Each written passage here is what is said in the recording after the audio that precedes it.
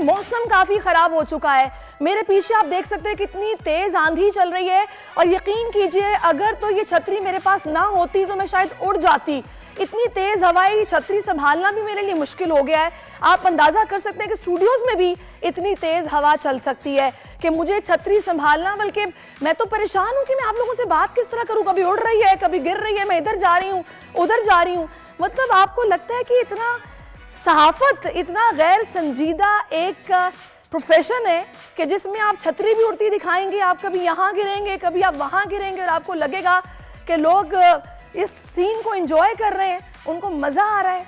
ये सब कुछ हुआ है हमारे हमसाया मुल्क भारत में, जहाँ पे एक खातून एंकर ने छतरी पकड़ के ऐसी ऐसी एक्टिंग की है कि बस वो गिर रही हैं, उनकी छतरी उड़ रही है। ये मेरे पीछे देखिए आप, छतरी भी रेड कलर की, कभी भागती हुई वहाँ जा रही हैं, सिर्फ इस चक्कर में कि उनको रेटिंग मिले, लोग उनको देखें, उस पर गुफ्तगू करें, भले वो नेगेटिव ही क्यों ना हो, लेकिन गुफ्तगू होनी चाहिए। ड्रामेबाजी में ये भारतीय मुल्क नंबर 1 है, यानी कि इनके यहाँ सहाफ़त की इक़दार कुछ इस तरह से है कि आपने एक्टिंग करनी है, लोगों को बेवकूफ़ बनाना है, कुछ ऐसी पिक्चर दिखानी है कि लोग जो खबर है उससे हट के बस आपकी एक्टिंग को एंजॉय करें और आपको देखते रहें। यानी कि जो दिखता है वो बिकता है।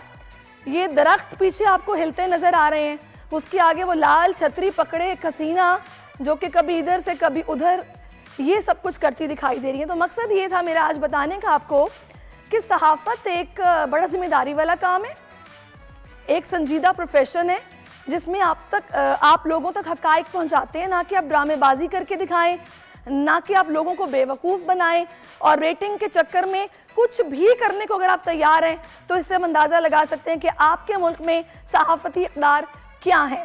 लेकिन ये जो आप ये छतरी वाला सीन आपने देखा है, 2 दिन से ये वायरल चल रहा है कि खातून की लाल रंग की छतरी पकड़े, मतलब आप इमेजिन कीजिए कि वो गिर भी रही हैं कभी इधर से उधर।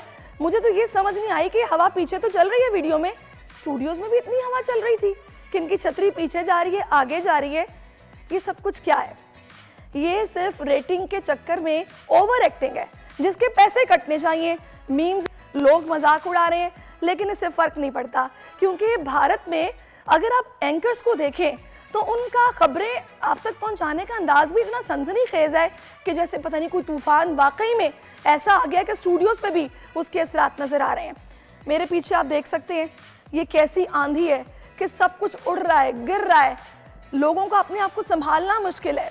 तो ऐसे में जनाब ये छाता जो है ना, ये बहुत ज़रूरी था। तो मैंने सोचा कि मैं भी पकड़ के थोड़ी सी आपको एक्टिंग करके दिखाऊं कि ये मजाक है जो कि हमसाया मुल्क में हो रहा है। बिपरजॉय तूफान के खतरात कराची के साहिल तक पहुंच गए। समुद्री तूफान और शदीद बारिशों में नुकसान से बचने के लिए आवाम ये एहतियाती तदाबीर इख्तियार करें। दफा 144 पर अमल करें और हरगिज साहिल का रुख न करें। साहिल समंदर के नशेबी इलाकों में रिहाइश पजीर अफराद फौरी तौर पर महफूज जगह पर मुंतकिल हो जाएं। दौरान बारिश और आंधी में गैर जरूरी बाहर निकलने से परहेज करें। तमाम जरूरी अद्वियात प्लास्टिक के बैग में अपने साथ रखें।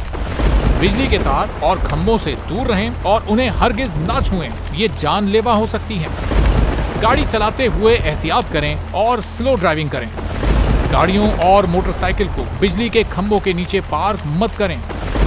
दरख्तों, साइन बोर्ड और पीएमटी के नीचे खड़े ना हों। जनरेटर या पानी की मोटर को गीला होने से हत्तुल इम्कान बचाएं।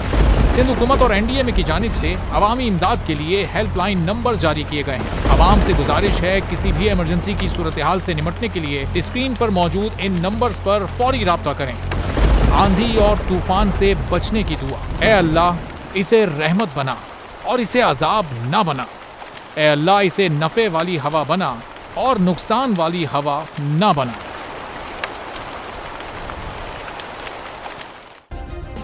सब्सक्राइब करें और बेल दबाएं ताकि कोई खबर रह न जाए।